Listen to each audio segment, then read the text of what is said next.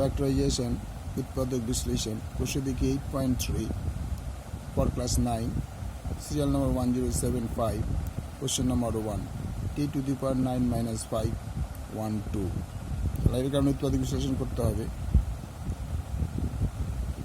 এটাকে আমরা t to the power 3 তারপর 3 512কে আমরা যে ডিভাইড করে দেই দেখো 8 8 64 আর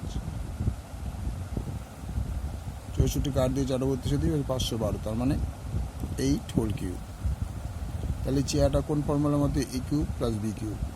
আমরা জানি a কিউব প্লাস b কিউবের ফর্মুলা হচ্ছে a cube minus b cube আছে এখানে a minus b into a square বলতে a বলতে এইটা t টু দি পাওয়ার 3 তারপর স্কোয়ার প্লাস ab a বলতে ভেতরেরটা t to the power 3 into b বলতে 8 প্লাস b স্কোয়ার মানে 8 তার স্কোয়ার।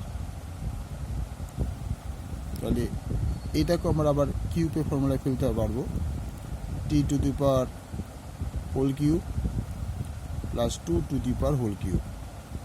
তাহলে একটা a cube minus b cube একটা ফর্মুলা হলো। আর এখানে t to the power 6 8 t to the power 3 plus 64।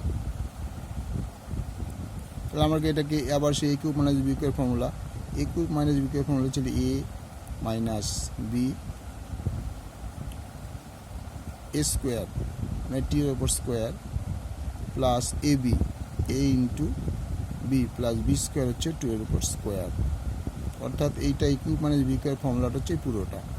পরে রইলে কি t to the power 6 plus 8 t to the power 3 plus 64।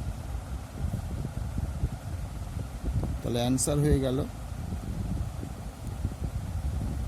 t minus 2 t square plus 2t plus 4 t to the power 6 plus 8 two the power 3 plus 64। তাহলে ভালো লাগলে like করবে, share করবে, subscribe করবে।